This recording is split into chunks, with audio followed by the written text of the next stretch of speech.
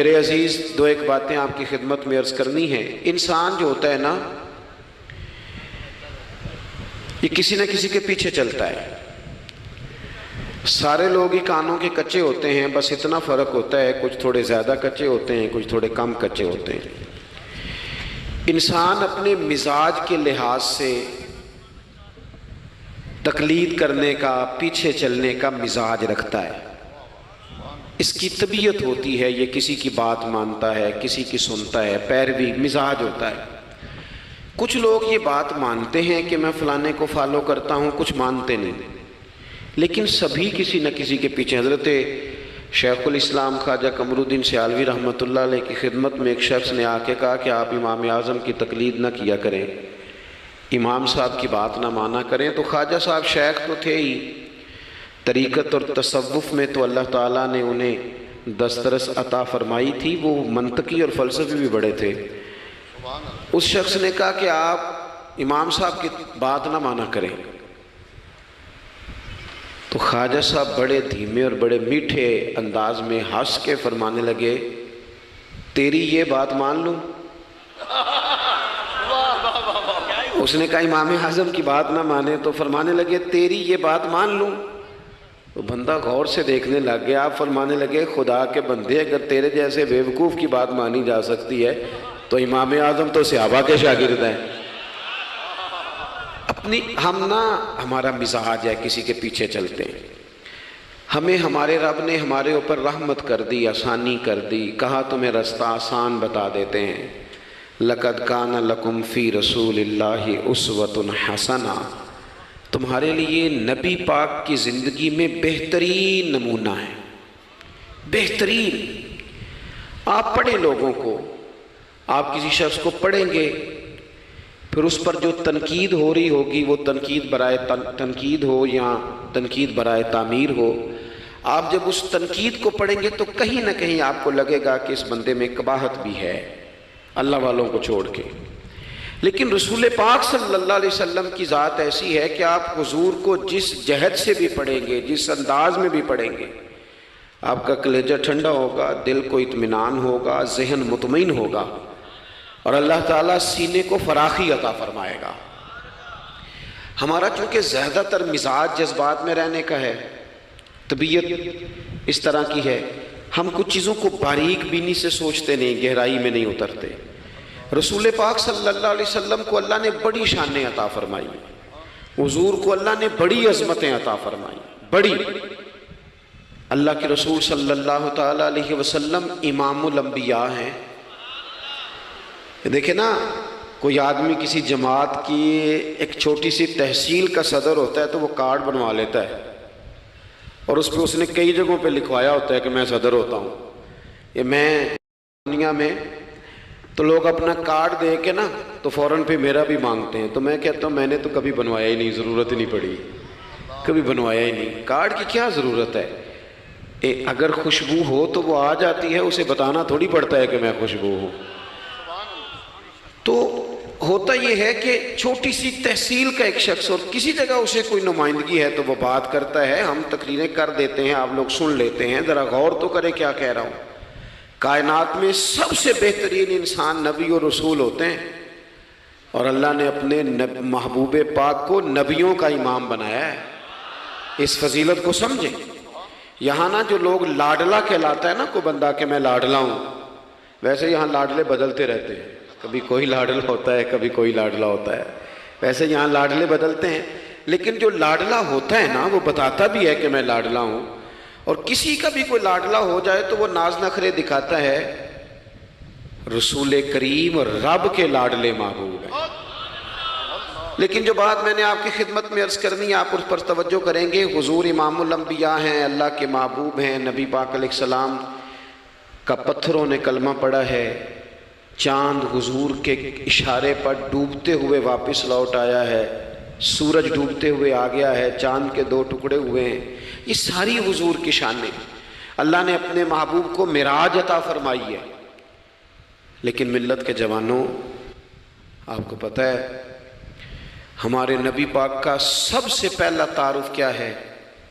حضور کا سب سے پہلا تعارف یہ ہے کہ یہ صادق اور امین ہے۔ یہ سچ بولتے ہیں۔ حضور کے اسوہ نور کی پہلی بات جو لوگوں کے سامنے آئی تھی وہ یہ تھی کہ یہ صادق ہیں، یہ سچے ہیں، یہ جھوٹ نہیں کہتے۔ آپ کو پتہ ہے رسول پاک صلی اللہ علیہ وسلم سے پوچھا گیا تھا حضور مومن کنجوس ہوتا ہے؟ فرمایا کبھی ہو جاتا ہے۔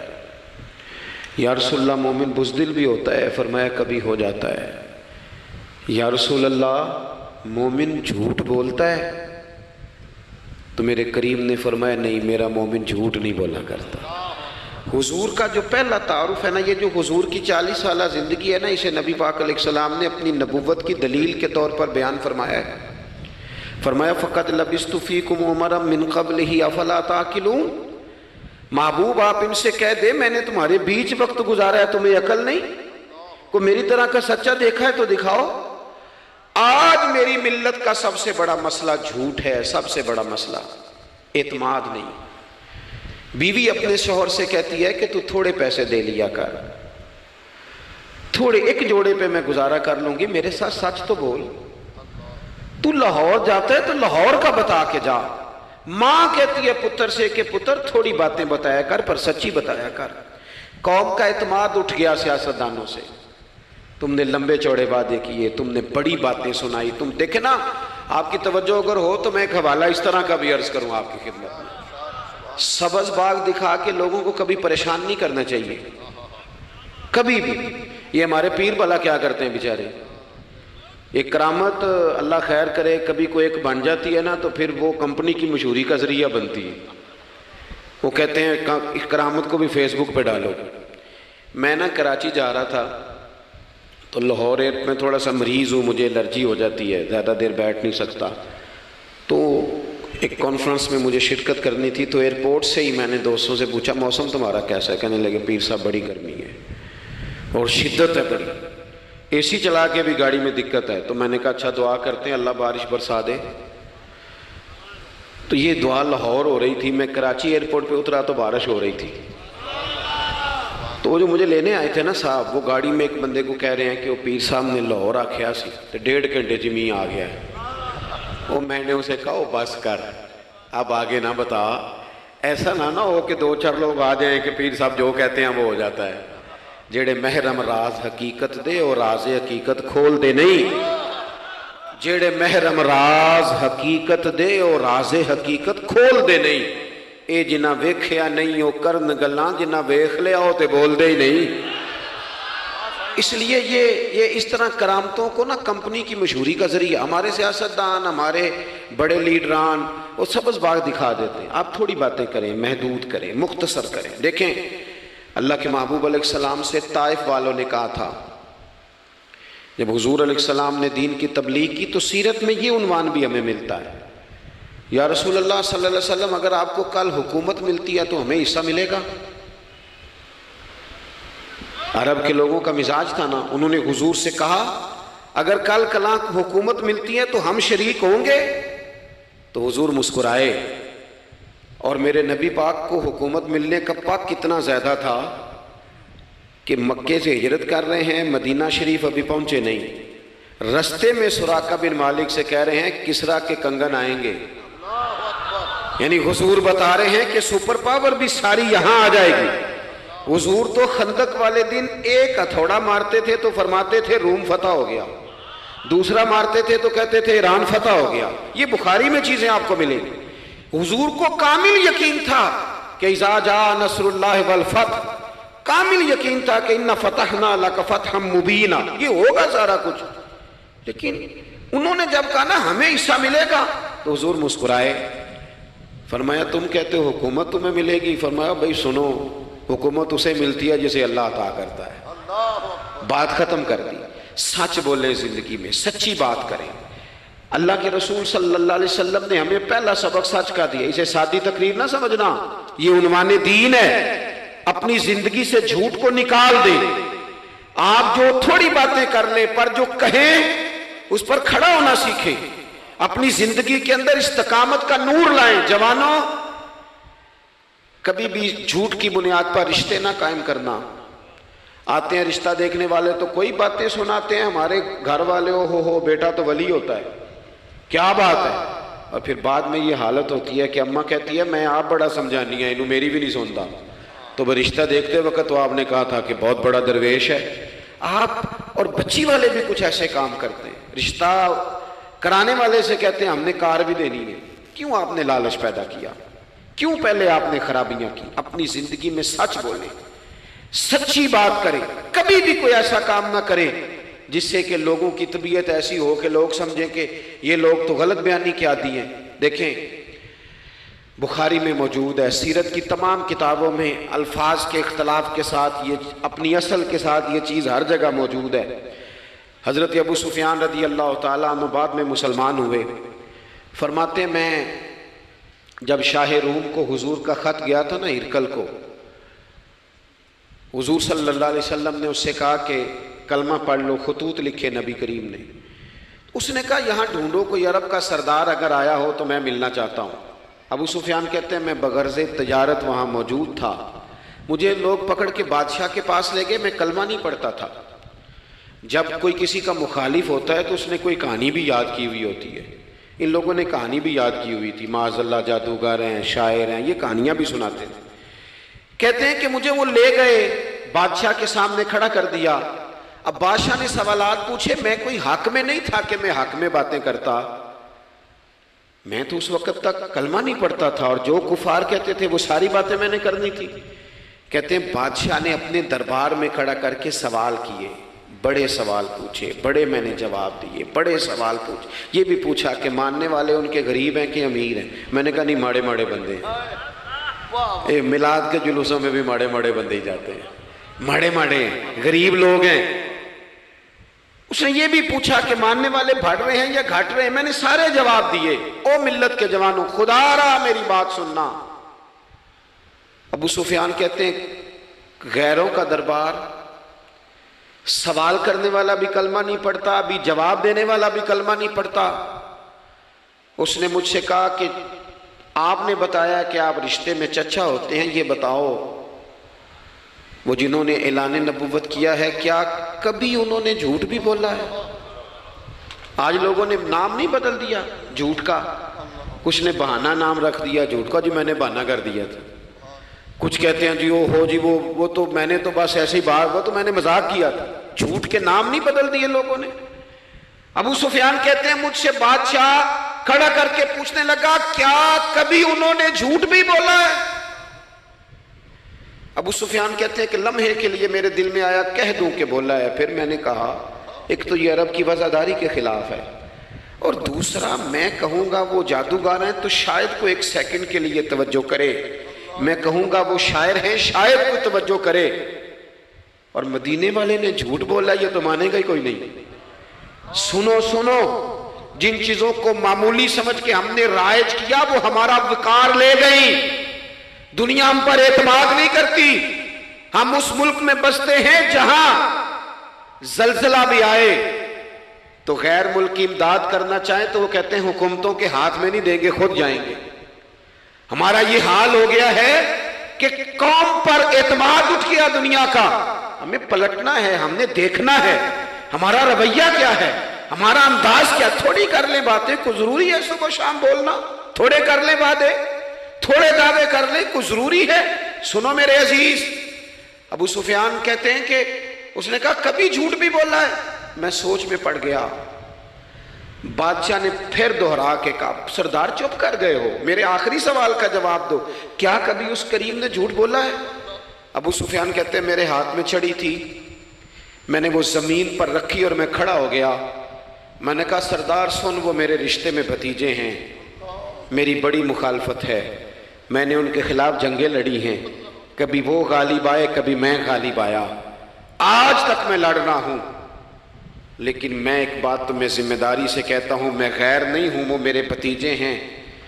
میں نے ان کو ماں کی گود میں بھی دیکھا ہے، دادا کے کندھوں پہ بھی دیکھا ہے، چچا کے گھر میں بھی دیکھا ہے، ختیجہ کا دولہا بنے بھی دیکھا ہے، زینب سے لے کر فاطمہ تک بیٹیوں کو گود میں کھیلتے بھی دیکھا ہے، میں نے انہیں بدر اور احد میں آتے بھی دیکھا ہے، میرے سامنے پیدا ہوئے اور میرے سامنے ان کے بالوں میں سفیدی آئی۔ مخالفت اپنی جگہ پر، پر میں تمہیں یہ بات ذمہ داری سے بتاتا ہوں، اس محبوب کی زبان سے جو بھی نکلتا ہے حق اور سچ ہی نکلا کرتا ہے۔ وہ اسیر دشمن کی چاہ میں بھی، مخالفوں کی نگاہ میں بھی وہ امی ہے، صادق ہے، معتبر ہے، میرا پیغمبر عظیم تر ہے، میرا پیغمبر عظیم تر ہے، میرا پیغمبر عظیم تر ہے۔ ابو سفیان کہتے ہیں میں یہ لفظ کہے تو کتنے ہی لوگ دربار میں رو پڑے، ایک سناٹا چھا گیا، کوئی صحابی نہیں وہاں، کوئی نعرہ لگانے والا نہیں، کوئی اپنا نہیں، لوگ رو پڑے۔ کہتے ہیں بادشاہ نے چادر اٹھائی کندھے پہ رکھی، کچھ دیر سوچتا رہا، پھر وہ چل دیا۔ میں نے پیچھے سے آواز دی، میں نے کہا تو نے اتنے سوال پوچھے، میں نے اتنے جواب دیے، کوئی رزلٹ بھی تو بتانا کیا نکلا، نتیجہ کیا ہے؟ تو بادشاہ نے پلٹ کے میری طرف دیکھا، کہنے لگا سردار نتیجہ تو نکل آیا نا یار، جس بندے نے بندوں سے جھوٹ نہیں بولا وہ یہ جھوٹ کیوں بولے گا کہ میں اللہ کا رسول بن کے آیا ہوں؟ اس نے میرے بھائی اپنی زندگی میں سچ لاؤ، خدا را ہمارے گھروں سے لے کر حکومت کے ایوانوں تک ضرورت سچ کی ہے، ضرورت سچ کی ہے۔ دوسری بات، اپنی زندگی میں دیانتدار ہو جائیں، چھوڑ دے سامنے والا کیا کر رہا ہے، میں اپنے اس ممبر سے دیانتدار ہوں کہ نہیں، یہ میں نے اللہ کو جواب دینا ہے۔ میں نے اتنی عزت سمیٹی ہے، دین کے نام پہ سمیٹی ہے، میں نے اللہ کو جواب دینا ہے۔ ہم سارا دھیان دوسروں کا رکھنے لگ گئے۔ حضرت خواجہ نصیر الدین چراغ دہلوی رحمۃ اللہ علیہ سے بادشاہ نے آ کے وظیفہ پوچھا تھا، حضرت کو وظیفہ بتائے، تو خواجہ صاحب فرمانے لگے اپنا کام دیانتداری سے کر، یہی سب سے بڑا وظیفہ ہے۔ اپنی زندگی میں دیانتداری، امانت داری، آپ اس طرح کے ہو جائیں کہ آپ جس طرح آپ سمجھے نا کہ یہ حرام جانور ہے تو میرے منہ میں جائے گا تو مجھے الٹی آئے گی۔ آپ کبھی دیکھیں نا کہ حرام گوشت کوئی آپ کو بتا دے، آپ دو لقمے آپ نے کھا بھی لیے، لطف آیا، تو کسی نے کان میں کہا یہ تو ذبح ہی نہیں ہوا تھا، بیمار تھا، تو الٹی آ جاتی ہے کہ نہیں؟ بولو، کیا آ جاتی ہے؟ انسان کا ذہن قبول کرتا ہے حرام کھانے کو؟ 2 کلو گوشت پہ الٹی آتی ہے تو 2 کروڑ روپے پہ کیوں نہیں آتی؟ ہمارے ایک دوست ہیں، ایک یونیورسٹی کے لیکچرار ہیں، مجھے ایک دفعہ فرمانے لگے پیر صاحب عجیب بات ہے، ایک بندے کو نا کہیں جوتا پڑا مل گیا، بڑا قیمتی تھا پر ایک پیر تھا جوتے کا۔ ہماری دیانتداری کچھ اس طرح کی ہے، ایک پیر ملا، جوتا بڑا قیمتی تھا، مہنگا تھا، تو اس نے اس کا مالک ڈھونڈنا شروع، یہ کس کا ہے، یہ کس کا ہے، یہ وہ شور کر رہا ہے، لیکن تھوڑا سا آگے جا کے جوتے کا دوسرا پیر مل گیا، پر اس نے مالک ڈھونڈنا بند کر دیا۔ اس کو اب اس کا دوسرا پاؤں مل گیا تو اب اس نے، یعنی کئی دیانتدار بڑے دیانتدار ہیں لیکن دوسروں کے معاملے میں، اپنے معاملے میں نہیں۔ اپنی زندگی میں انصاف کریں۔ میں مسجد میں جمعہ پڑھاتا ہوں، میں نے ایک دن اپنے ایک مدرسے کے طالب علم سے پوچھا، بیٹا جمعرات کو میں نے پوچھا، میں نے کہا صبح جمعہ میں تقریر کیا کرنی ہے؟ کہتے میں جو فیصلہ نہیں کیتا۔ میں کہا تو بڑا مولوی ہے نا، میں چھوٹا، میں تو جمعہ پڑھا کے شام میں فیصلہ کر لینا بھی اگلے جمعے کی بیان کرنا ہے۔ کیوں؟ میں چاہتا ہوں میں ممبر سے دیانتدار رہوں، میں ایک ہفتہ تیاری کروں، میں نے قوم کو اللہ رسول کا دین بتانا ہے۔ میرا یہ مقصد تو نہیں ہے کہ 1 گھنٹہ مجھے ملے تو میں نے کسی طریقے سے اسے پار کرنا ہے۔ آپ اپنے کام کے ساتھ ہمیشہ دیانت کا مظاہرہ کریں۔ اگر آپ دیانتدار ہو جائیں، حضرت سعید بن عامر رضی اللہ تعالیٰ عنہ کو حضرت عمر نے کہا میں آپ کو ایک صوبے کا گورنر بنانا چاہتا ہوں، رو پڑے، فرمانے لگے اس قابل نہیں ہوں۔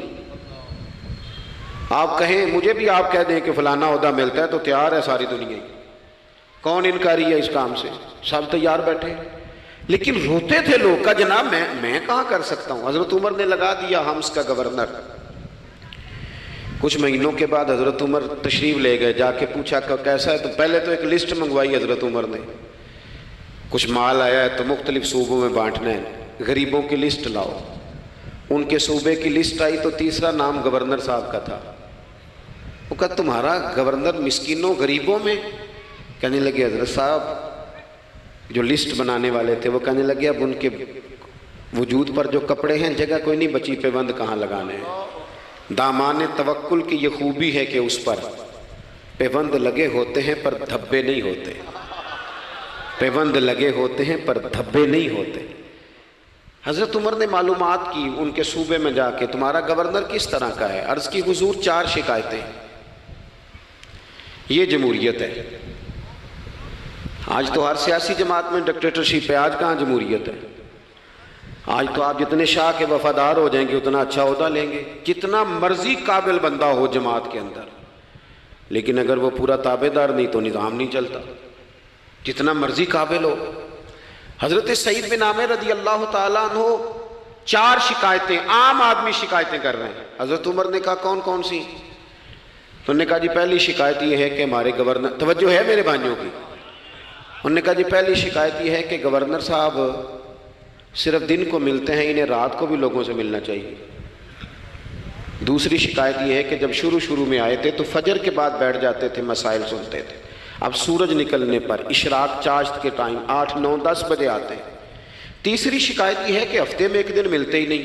چوتھی شکایت یہ ہے کہ کبھی کبھی ایسے ہی رونے لگتے ہیں، بیٹھے بیٹھے بے ہوش ہو جاتے ہیں۔ تو آپ نے دیوانہ آدمی ہمیں دے دیا ہے۔ حضرت عمر فاروق رضی اللہ تعالیٰ عنہ نے حضرت سعید بن عامر کو مجمع میں پوچھا، جناب آپ پبلک کے نمائندے ہیں، آپ کو سوالوں کے جواب دینے چاہیے، بتلائیے نا۔ اور یہ پبلک کے نمائندے صرف سیاستدان نہیں ہوتے، پیر صاحبان بھی ہوتے ہیں، مسجد کا خطیب بھی ہوتا ہے۔ اگر حضرت عمر سے پوچھا جا سکتا ہے کرتا کہاں سے آیا تو پیر صاحب سے بھی تو پوچھا جا سکتا ہے نا، ان کو بھی جواب دینا چاہیے، ان کو بھی بتانا چاہیے، اس لیے کہ وہی تو دعویٰ کر رہے ہیں فقر بتانے کا۔ تو حضرت عمر نے 4 سوال کہا، سعید آپ کے ذمے 4 سوالوں کے جواب ہیں۔ تو حضرت سعید بن عامر نے گردن جھکائی، کہنے لگے پہلے ہی کہا تھا میں گورنری کے قابل نہیں۔ فرمایا اب تو بن گئے ہونا، جواب تو دینا ہے، حضور بتلائیے۔ فرمایا پہلا سوال آپ سے یہ ہے کہ یار لوگ کہتے ہیں رات کو کام پڑ جاتا ہے اور آپ ملتے نہیں۔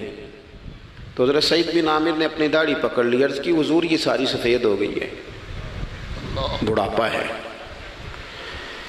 دن مخلوق کے لیے رکھا ہے، رات اپنے رب کے لیے رکھی ہوئی ہے۔ اگر پھر بھی کسی کو شوق ہو تو سعید بن عامر جب بھی ملے گا مسجد میں ملے گا، ساری رات بارگاہ ربوبیت کی او سنگیو تھوڑا مسلح بھی یار مضبوط کر لو، تھوڑا سا نا، ہم نہ تھک گئے ہیں فون سن کے۔ بہت سارے لوگ ایسے ہیں جن کے وجود نہیں اتنی تھکے جتنے دماغ تھک گئے، کمنٹس پڑھ کے، کمنٹس دے کے، رائے دے کے، بڑے بڑے باصلاحیت لوگوں کے حافظے کمزور ہو گئے۔ خدا را اپنی صلاحیتوں کو زنگ لگا لو گے۔ یہ تو جتنے لوگ ہیں میڈیا چلانے والے، ان کو تو میڈیا چلانا ہے، اور اب تو پتہ نہیں کتنے چینل اور کتنے لوگ اور سوشل میڈیا پہ کتنے، اور ادھر کتنے تو ادھر کتنے۔ خدا را کچھ وقت اگر مصلے پہ ملے تو آپ یقین کریں روح تازہ ہو جاتی ہے۔ لمبی لمبی دعائیں مانگیں، اپنے رب کو اپنے دکھ سنائیں، رسول پاک کی بارگاہ میں یہ نذرانے پیش کریں، آپ محسوس کریں گے وجود طاقتور ہوگا۔ حضرت سعید بن عامر کہنے لگے رات مصلے پہ گزارتا ہوں۔ دوسرا سوال آپ سے یہ کرنا تھا کہ یہ لوگ کہتے ہیں کہ آپ پہلے فجر میں آ جاتے تھے، اب اشراق چاشت کے بعد 9، 10 بجے نکلتے ہیں۔ تو حضرت سعید بن عامر نے گردن جھکائی، کہا یہ میرا راز تھا، میری پرائیویٹ بات تھی۔ کہا جناب اب تو لوگوں کا سوال ہے۔ تو آپ فرمانے لگے میرے گھر میں خادم کوئی نہیں، غریب آدمی، بیوی بیمار ہو گئی ہے، 35 سال اس وفادار عورت نے میری ڈیوٹی کی ہے، بیماری میں چھوڑ دوں تو وفاداری تو نہیں نا۔ سویرے اٹھتا ہوں، گھر کا کام کرتا ہوں، پھر بیوی کے لیے ناشتہ بناتا ہوں، اسے کھانا کھلاتا ہوں، تیاری کرتے آتے دیر ہو جاتی ہے۔ دوسرے سوال پر لوگ رو پڑے۔ کہا تیسرا اعتراض آپ پہ یہ ہے کہ ہفتے میں 1 دن ملتے نہیں۔ تو حضرت سعید بن عامر کہنے لگے میں نے کہا تھا میرا پردہ نہ کھولا جائے، میں بڑا راضی ہوں رب کی عطاؤں پہ، میں کیوں کسی کے سامنے اپنا دکھ بیان کروں۔ گردن کو جھکا دیتا ہے خیرات کا پتھر، جہاں میں مانگنے والوں کے سر کبھی اونچے نہیں ہوتے، اور غیرت ہے بڑی چیز جہانے تگ و دو میں، پہناتی ہے یہ فقر کو تاج سردارا۔ آپ موقع دیں جی، بڑی مہربانی، چھوڑ دیں جی، تھوڑی 1 منٹ صرف جی ہمیں دیں، بولیں نہیں پیار سے جی، ناراض نہیں ہونا، آپ ہمیں موقع دیں۔ بات بھی اب تقریباً قریب ہونے کے قریب آئی۔ کہا حضرت سیدنا سعید بن عامر رضی اللہ تعالیٰ عنہ نے فرمانے لگے میں نے کہا تھا یہ میرا پردہ ہے، یہ نہ سنایا کریں آپ دکھ لوگوں کو۔ یہ غریب کہتے ہیں میں کسی امیر کے ساتھ لگ جاؤں گا تو کچھ بھی نہیں بنتا، چھوڑ دیں آپ، دکھڑے رب رسول کو سناؤ، خیرات بھی ملے گی اور عزت بھی ملے گی، وہ دیں گے اور کسی کو بتائیں گے بھی نہیں۔ حضرت سعید بن عامر رضی اللہ تعالیٰ عنہ سے تیسرا سوال ہوا، کہا جناب آپ ہفتے میں ایک دن ملتے نہیں، تو فرمانے لگے میرا راز تھا پر بتا دیتا ہوں، جوڑا ایک ہی ہے میرے پاس، ہفتے میں ایک دن دھو لیتا ہوں، پھر بیوی کے کپڑے پہن کے سارا دن بیٹھا رہتا ہوں، اگر دوسرا جوڑا ہو تو یہ کام نہ کروں۔ حضرت عمر رو پڑے، کہا جلدی سے چوتھے سوال کا جواب بھی دے، کبھی کبھی روتے ہو تو بے ہوش ہو جاتے ہو۔ وہ پھر رو پڑے، عرض کرنے لگے حضور 40 سال کی عمر میں کلمہ پڑھا، میرے سامنے حضرت خبیب کو پھانسی دی گئی مکے میں، جب وہ اپنی پچھلی غلطیاں یاد آتی ہیں تو پھر رو پڑتا ہوں، یاد ماضی عذاب ہے یا رب، میں تکلیف میں آ جاتا ہوں، سوچتا ہوں اگر اللہ نے سوال کیا تو کیسے جواب دوں گا، اس لیے برداشت نہیں ہوتا تو رو پڑتا ہوں۔ چاروں سوالوں کے جواب دیے تو حضرت سعید بن عامر کہنے لگے اب آپ نے مجھ سے سوالوں کے جواب تو لے لیے، اب میری سزا کا بھی تو اعلان کرے نا، بتائیں نا۔ تو حضرت عمر نے ہاتھ اٹھائے اور کیا لفظ کہے، کہے اللہ میرے نبی کی امت کو اس طرح کے کچھ اور لوگ بھی عطا فرما، کچھ اپنی زندگی میں دیانتدار ہو جائیں۔ تیسری بات آپ کی خدمت میں عرض کرنی ہے، رسول پاک صلی اللہ تعالیٰ علیہ وسلم نے نا ہمیں خالص کیا ہے، حضور کا سارا دین اخلاص کا درس دیتا ہے۔ یہ جو ریاکاری ہوتی ہے نا، نوجوانوں میری بات پہ غور کرنا، یہ جو ریاکاری ہوتی ہے نا، یہ بنیادی طور پر اداکاری ہوتی ہے۔ اداکاری بندہ زیادہ کر نہیں سکتا، تھک جاتا ہے۔ مخلص زندگی وہ ہوتی ہے جو آپ نارمل جیتے ہیں۔ مخلص آپ ہوتے ہیں جب آپ اپنی والدہ کے پاس نہیں بیٹھے ہوتے، آپ نے جب 5 اسٹار ہوٹل میں روٹی کھانی ہے نا تو پھر آپ کو پلیٹ کے ساتھ ٹیشو پیپر بھی ساتھ رکھنا پڑتا ہے، پھر رج کے روٹی کھائی بھی نہیں جاتی۔ رج کے کب کھائی جاتی تھی؟ میں ایک جگہ مجھے بڑے اچھے ہوٹل میں رکھا گیا اور مجھے بڑا انہوں نے محبت کی، تو جب میں لوٹ رہا تھا نا واپس پاکستان تو مجھے کہہ رہے تھے آپ کو مزہ تو آیا ہوگا، میں نے کہا نہیں جی، سچ پوچھیں تو پھر یہ ہے کہ مزہ جب ہی آتا تھا جب اماں سویرے روٹیاں پکاتی تھی، وہ کہندی سی پتر ہے پیڑا نہ اتنے کول ہی لے آیا، تو اس کے پاس بیٹھتے تھے، تو پھر اماں جب سالن دیتی تھی تو کہتی تھی ہور نہیں ہو ملنا، دوجیاں نو بھی دینا ہے۔ اور پھر لطف اس وقت آتا تھا جب بار بار کہتے تھے اماں جی چلو تھوڑا جاتے تھے ہونا ہونا تھوڑا جا، تو پھر اماں کئی دفعہ کہتی تھی کہ میں نے وہ اس سے نکال کے فریج میں رکھ دیا، بڑے بھائی نے کام سے آ کے روٹی کھانی ہے، اب یہ برتن ہے اسی کو صاف کر لے۔ او بھائی میں نے اپنے ابا جی کو دیکھا خودداری کا، میں نے ایک دن ان سے پوچھا میں کہ ابا جی تو انہوں پسند کی ہے، ہم پڑھتے تھے نا انٹرویو اخباروں میں تو 2-4 سوال ہر بندہ پوچھتا تھا، اب تو انٹرویو زیادہ لوگ لیتے ہیں تو اب تو کبھی اتنا موقع ہی نہیں ہوتا، کس کا سنیں کیا کریں، یہ تو چھوڑ دیا کام۔ اخبار میں کبھی انٹرویو آتا تھا تو مسجع مکفہ ہوتا تھا، لکھنے والے بھی اچھے ادیب ہوتے تھے، جملے چبھتے نہیں تھے طبیعت میں، تو 2-4 سوال بڑے ضروری ہوتے تھے، پھول کون سا پسند ہے، کھانے میں کیا پسند ہے، رنگ کون سا پسند ہے، یہ 2-4 سوال ہر ایک سے ہوتے تھے۔ میں نے اپنے والد صاحب سے ایک دن پوچھا میں کہ ابا جی تو انہوں پسند کیے، تے فرمان لگے پتر جے تے لگی ہوئے بھوک تے پھر ہر تے جے نہ لگی ہوئے تے پھر نخرے ہی نخرے نے، تو اس لیے بھوک لگی ہو، وہ ہمیں پتہ کیا بتاتے تھے۔ میں آج بھی نا بہت ساری چیزیں گاڑی میں رکھ لیتا ہوں، آج بھی جو کھانا اپنی مرضی سے کھاتا ہوں وہ پیٹ بھر کے کھایا جاتا ہے، جو تصویروں کی شدت سے باہر ہوتا ہے وہ کھایا جاتا ہے، اس کو آپ قبول کر لیتا آپ کا وجود۔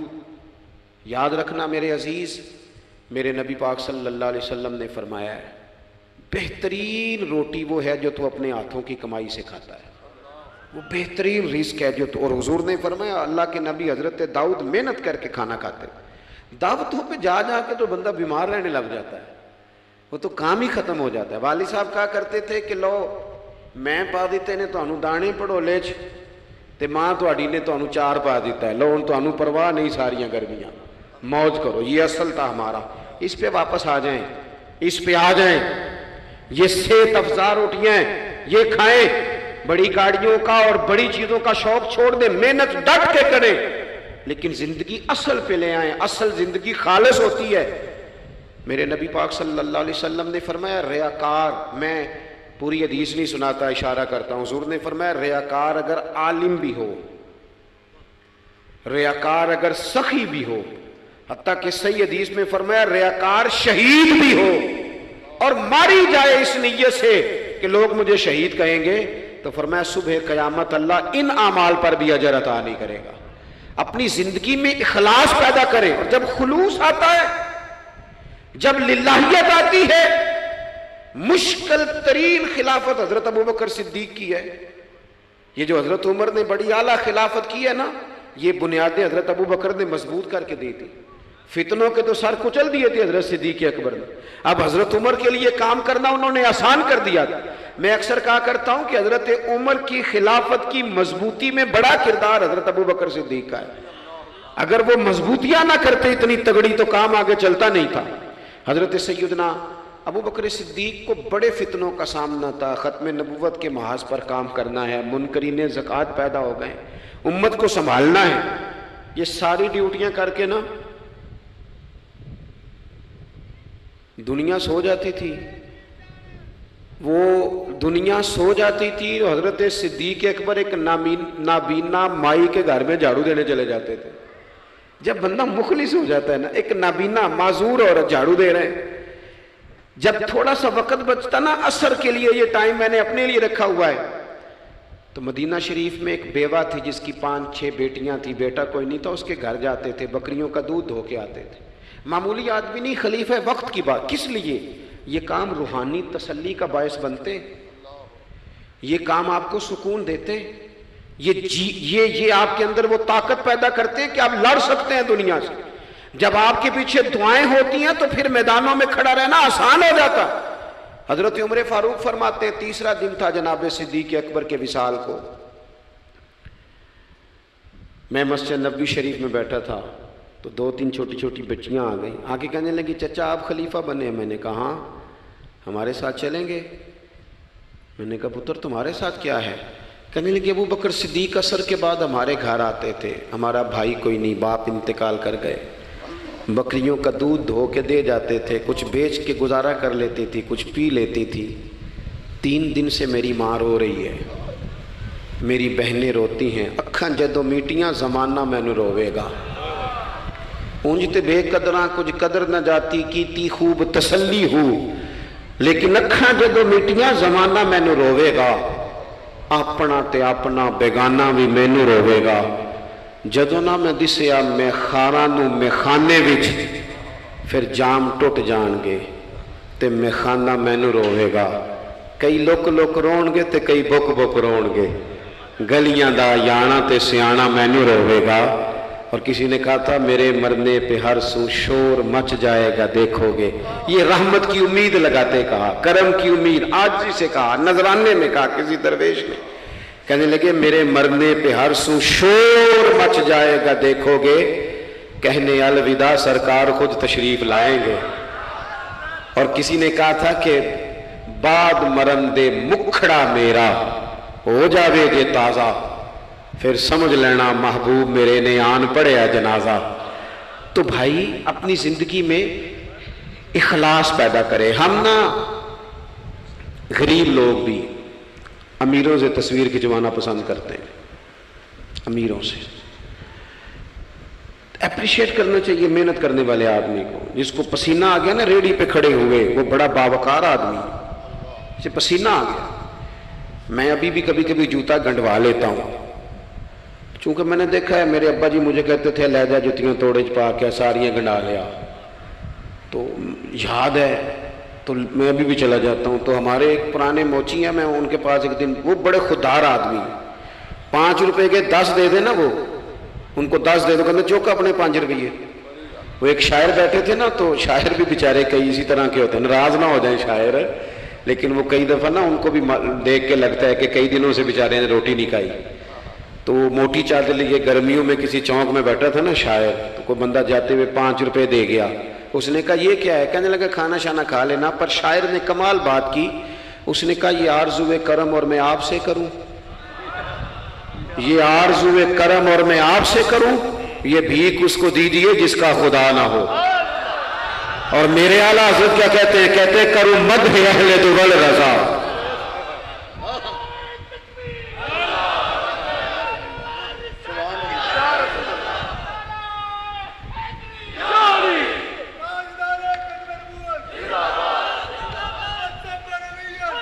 माशाअल्लाह। तो आप हजरात मेरी बात सुनेंगे, अपनी जिंदगी में इखलास लाएं, लिल्लाहियत लाएं। चौथी बात सुने, और मैं इसी पर बात समेटने की कोशिश करूंगा। अल्लाह के रसूल सल्लल्लाहु अलैहि वसल्लम की सीरत मुबारका में जो चीज़ आपको बड़ी नज़र आएगी ना, वो एहसास है।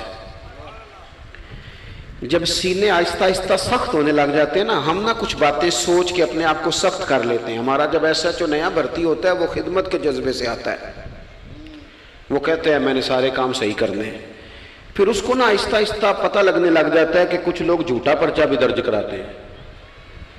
उसे फिर आहिस्ता आहिस्ता पता लगने लग जाता है कि ये सामान इनका तो गया था 1.5 लाख का, तो इन्होंने 6 क्यों लिखवाया है। फिर कुछ वो फिर सख्त होने लग जाता है। लोगों को देख के सख्त ना हो, सख्त ना हो।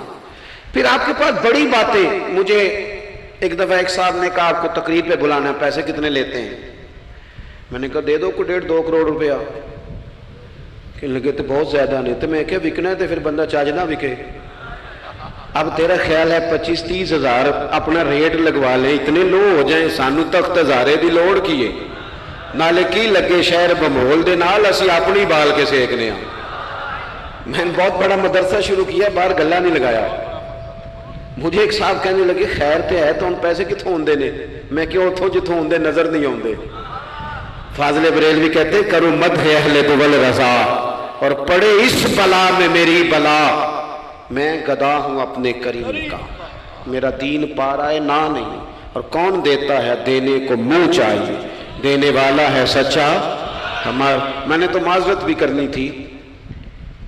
मेरा ख्याल है कि 35 से 37 के बीच लोग ऐसे थे यहाँ से जो आज सुबह से सरे शाम तक फ़ोन करते रहे कि आपने चाय हमारी तरफ भी नहीं है, खाना हमारी तरफ खाना है। मैं इन दोस्तों से अक्सर कहा करता हूँ जो मेरे साथ होते हैं, मैं कहता हूँ कि लोग तलाश करते रहते हैं, ढूंढते रहते हैं कि रात रहने को जगह मिले, और हमारा ये हाल है। किस नाम पे? रसूलुल्लाह के दीन के नाम पे, हुजूर के दीन के नाम पे। अपनी जिंदगी में एहसास पैदा करें। अगर आप सख्त हो सकते हैं, कुछ भी कह के सख्त हो जाएं, कुछ भी कह के। मुझे मेरे संगी कहते रहते हैं 7-8 घंटे का आप सफ़र करके जाते हैं तो आप फोटो वालों पर सख्ती करें, आप कहें किसी से नहीं मिलना, मैंने ज़रा आराम करना है, मैंने थोड़ा लेटना है। तो मैं कहता हूँ यार अपनी औकात भी तो हमें देखनी चाहिए थी। कौन किसी को मिलता है? कुछ और है। एहसास पैदा करें कौम का, अपने दिल में एहसास लाएं। जब आप सख्त हो जाते हैं ना तो फिर आप सबके लिए हो जाते हैं। जब बंदा सख्त हो जाता है ना, थोड़ा थोड़ा ना हमें लालची बनाया गया है। मुख्तलिफ चीज़ों पे इनाम रखे गए, मुख्तलिफ रंगों में लोगों को मुख्तलिफ अंदाज में कायल किया गया, मिजाजों में कुछ भरा गया है। वो इस तरह का माहौल बन गया कि बाप ने जवानी पुत्र को दे दी। सारी जिंदगी वो जो लोग सऊदी अरब यहां से गए थे 35 साल उन्होंने वहां कंबल नहीं बदला।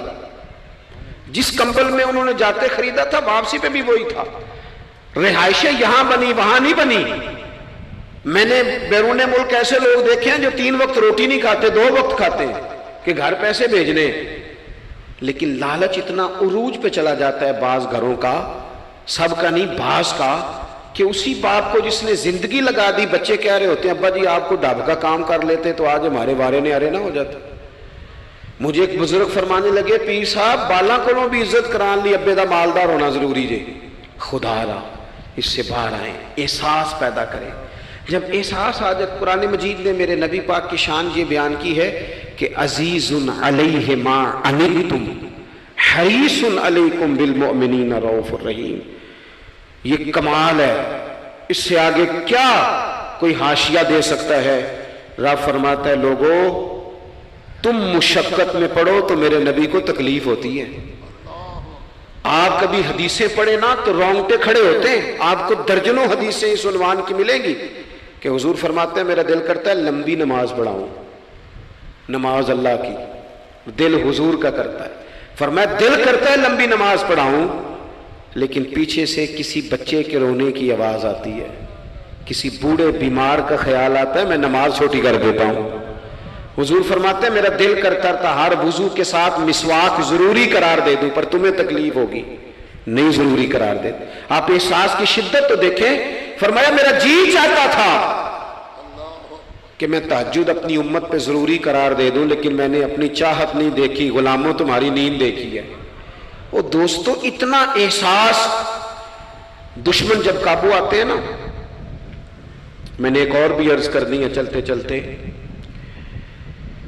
جو سیاسی فرقہ واریت ہے نا آج ملک کے اندر، آپ جس جماعت کو ٹھیک سمجھا آپ نے، آپ وہاں چلے گئے، جس نے جس کو ٹھیک سمجھا، لیکن ہم سب سے پہلے مسلمان ہیں، اس کے بعد پاکستانی ہیں۔ ہمیں اخلاقیات کا دائرہ کبھی نہیں چھوڑنا۔ اختلاف کے بھی آداب ہوتے ہیں، اختلاف جس سے بھی کریں دلیل کی حد تک کریں، اس کی ذات تک اتر کے نہیں۔ مہذب قومیں یہ کام نہیں کرتی۔ حضرت ابو ایوب انصاری نے حضرت عمر سے اختلاف کیا اور سخت کیا، کہا جناب یہ آپ نے، حضرت عمر کو بات کرنے لگے تو حضرت ابو ایوب انصاری کھڑے ہو گئے، کہنے لگے، یا حضرت ابو ذر غفاری کھڑے ہو کے کہنے لگے نہ آپ کی بات مانیں گے نہ آپ کی اطاعت کریں گے۔ فرمایا میں نے کیا کیا ہے؟ تو کہنے لگے چادر تو ایک ایک بٹی تھی، تو آپ نے اسی چادر کا کرتا اسی کا تامت کیسے بنا لیا؟ حضرت عمر فاروق نے، انہوں نے سوال کیا تھا، حضرت عمر نے دلیل دی، فرمایا میرے بیٹے سے پوچھ لو۔ حضرت عبداللہ ابن عمر کہنے لگے ایک چادر چونکہ مجھے بھی ملی تھی میں نے اپنے ابا کو دے دی، لہذا کرتا بھی بن گیا۔ اور اب ہمارے ہاں نا دلیل ملنے پر بھی لوگ اعتراض نہیں چھوڑتے، کیونکہ ذاتی ہوتا ہے نا، دلیل تک تو اختلاف ہوتا نہیں۔ او میرے بھائی، اختلاف کے بھی آداب ہونے چاہیے۔ تو کسی نے کہا تھا کہ تعلق توڑ دینے کے بھی کچھ آداب ہوتے ہیں، کسی کو چھوڑ دینے کے بھی کچھ آداب ہوتے ہیں، اور کسی نے کہا تھا کہ قاتل کو کوئی قتل کے آداب سکھائے، دیکھو دستار کے ہوتے ہوئے سر کاٹ رہا ہے۔ کوئی ایک چیز چھوڑ دے۔ ہمارے ہاں اتنی شدت ہو گئی، اور بچے ہمارے ورکر سیاسی جماعتوں کے، خدا را آپ نے یہیں بسنا ہے، یہی رہنا، یہ آپ کے اپنے لوگ ہیں، مہربانی کریں آپ ضرور ہائی لائٹ کریں کسی کی غلطی، لیکن دائرہ تہذیب کبھی نہ چھوڑیں۔ کبھی مجھے تو ایک دو اینکر ایک دو دفعہ ملے ہیں، میں نے ان سے کہا مہربانی کریں، آپ کیا مزہ لے رہے ہیں آپ قوم کو تقسیم کر کے، خدا را کچھ سوچیں۔ آپ کا شغل لگا ہوا ہے، اور جہاں غریب کا یہ حال ہے کہ یہ ابھی عید آ رہی ہے نا، ہم نے بھی کچھ نیکیاں بند کر دی ہیں بعض چیزوں پہ۔ یہ رمضان شریف گزرا نا، میرے جیسے آدمی کو لوگ نیک سمجھتے ہیں اور اپنے دکھڑے سناتے ہیں۔ یہ رمضان گزرا ہے تو بیٹیوں کی شادیاں شروع ہوئی ہیں۔ اب لڑکوں والے تو نیک ہو گئے، اب تو وہ جہیز ہی نہیں مانگتے۔ یہ خبر پتہ ہے آپ کو؟ منڈے والے ہیں داج منگنا چھڑتا جی، وہ نیک ہو گئے۔ وہ کہندے اسی تہاڈے کو جہیز نہیں لینا، بس 600 بندے دی روٹی پکانی تسی تے صحیح پکانی جے، منڈے دے 11 ایکو واری آنا ہے۔ کبھی نہیں روٹی کھائی لڑکے کے دوستوں نے اپنے گھر؟ رمضان میں کھل کر سخاوتیں کرنے والوں، رمضان کے بعد بھی سوچا کرو۔ اور راشن ونڈن والے لوگوں، عیدوں بعد بھی بھوک لگ دیجئے، عیدوں بعد بھی بھوک لگ دیجئے۔ رمضان میں ثواب زیادہ ہے، لیکن سخاوت تو سارا سال ہی ہے۔ تو کچھ چیزیں ایسی ہیں ہمیں، حضرت سیدنا عمر فاروق نے جب جواب دے دیا نا کہ اس طرح ہے، اب وہ اختلاف دلیل تک تھا، اختلاف دلیل تک تھا، تو حضرت ابو ایوب انصاری اٹھ کے کھڑے ہو گئے، اعتراض کیا، جواب مل گیا، تو پتہ کیا فرمانے لگے؟ کہنے لگے عمر رب تجھے میری طرف سے بہتر صلہ دے، اب تو حکم کر، ہم سنیں گے بھی اور تیری اطاعت بھی کریں گے، اب ہم آپ کے پیچھے چلیں گے امیر المومنین۔ تو دلیل تک رکھیں چیزوں کو، دلیل مل جائے تو بات کو ختم کریں۔ تو میرے بھائی، احساس اپنی طبیعت میں جب ہم پیدا کرنے لگیں گے، احساس بڑی مشکل ہے غریب کی زندگی۔ امیر تو دوستی امیروں سے لگا لیتا ہے، جب انسان اپنی گاڑی میں سفر کرتا ہے تو پھر وہ کرایہ 5 روپے بڑھ جائے تو اسے تکلیف کوئی نہیں ہوتی، کیونکہ اسے پتہ ہی نہیں۔ بہت سارے امیروں کو تو پتہ ہی نہیں کہ گھی مہنگا ہو جائے تو گھر کے بجٹ پہ بوجھ کتنا پڑتا ہے، ان بیچاروں کو تو پتہ ہی نہیں، تو وہ اس احساس کو کیسے پیدا کریں گے؟ وہ نہیں کر سکتے، اس کے لیے وہاں سے گزر کے آنا پڑتا ہے۔ رسول پاک کی زندگی میں جو احساس کی شدت ہے اسے آپ سمجھیں۔ دشمن جب ہتھے چڑھتا ہے تو پھر، اور دشمن بھی سخت گیر قسم کا ہو تو بندہ اسے چھوڑتا نہیں۔ لیکن حضرت انس بن مالک فرماتے ہیں کہ یہ جو لوگ بدر میں آئے تھے، یہ کوئی پھول لے کے نہیں آئے تھے ہاتھوں میں، گجرے پھولوں کے لے کے نہیں آئے تھے، تلواریں لے کے آئے تھے، اور پوری انہوں نے جنگ لڑی، 14 صحابہ شہید کیے۔ لیکن جب ان کو لا کے باندھا گیا نا مدینے میں، تو غصہ تھا صحابہ کو، کس کس کے ہاتھ باندھے، حضرت عباس بھی تھے، جب وہ ہائے ہائے کرتے تھے نا، مخالف تھے. توجہ ہے میری بات پر؟ او بھائی، جو پیار بیٹی پہ آتا ہے وہ بہو پہ بھی تو آنا چاہیے نا. اس پر بھی تو وہ بھی تو کسی کی بیٹی ہے نا. اگر تجھے اپنے بیٹے کی دھوپ تنگ کرتی ہے تو ملازم کے پتر اگر دھوپ میں کھڑے ہیں تو وہ بھی تو تجھے احساس ہونا چاہیے، ورنہ خود غرض ہو جائیں گے ہم. بات ختم کر رہا ہوں، غور کرنا. حضرت انس بن مالک کہتے ہیں میں مسجد نبوی شریف میں حاضر ہوا تو بے چینی کے عالم میں کبھی حضور ادھر جاتے تھے، کبھی ادھر آتے تھے، کبھی ادھر جائے. یا رسول اللہ کیا ہوا؟ یہ وہ لوگ تھے جنہوں نے ستایا تھا، آج باندھا ہے، حضور کیا ہوا؟ تو نبی کریم فرمانے لگے تم نے رسیاں زور سے باندھ دی ہیں، یہ ہائے ہائے کرتے ہیں، مجھے نیند نہیں آتی، ان کی رسیاں ڈھیلی کر دو. عزیز علیہ ما عنتم، حضور کے سینے میں درد رہا. وہ درد کبھی حضور کو طائف لے جاتا، کبھی کہیں، اور وہ درد کی وہ پیار کی شدت اتنی تھی کہ جب بڑی تکلیف دی نا میدان احد میں اور دانت مبارک شہید کر دیے تو حضرت صدیق اکبر نے کہا یا رسول اللہ دعا کریں یہ تباہ ہو جائیں. تو ہاتھ اٹھائے نبی پاک نے، دعا کیا کی؟ کہا اللہ انہیں ہدایت دے دے، انہیں پتہ ہی کوئی نہیں یہ کیا کر رہے ہیں. تو میرے عزیز، ایک تو اپنی زندگی میں سچ لائیں، خدا را سچ بولیں، آپ پکے وعدے کریں. میں ایک دن اپنی مسجد کے امام صاحب سے عرض کر رہا تھا، میں کہہ رہا تھا اگر آپ کہتے ہیں نا کہ 4:20 پہ فجر ہوگی تو 21 پہ نہ پڑھائیں، آپ نے وعدہ کیا 4:20 کا. قوم کو تو انتظار کرنا چاہیے 1-2 منٹ، کوئی حرج نہیں، لیکن ہم جو وعدے کرتے ہیں ہمیں بھی پورے کر دیں. سچ بولیں، دیانتداری کا مظاہرہ کریں، زندگی خالص گزاریں، جس کے ساتھ بھی وقت گزاریں اس کی خیر خواہی کریں، مخلص ہو جائیں اور اپنی زندگی احساس والی کریں. امام غزالی فرمایا کرتے تھے تو بانٹنے کا ارادہ کر، رب بانٹنے کی توفیق بھی دے دے گا. تو پروگرام تو بنا. اللہ کی بارگاہ میں دعا کرتا ہوں جن احباب نے اتنا سارا پنڈال اتنی محبت اور جد و جہد سے سجایا ہے، اللہ تعالیٰ انہیں دین دنیا کی برکتیں عطا کرے، ہم سب کو دولت اخلاص عطا فرمائے. آخر دعوانا ان الحمد للہ رب العالمین.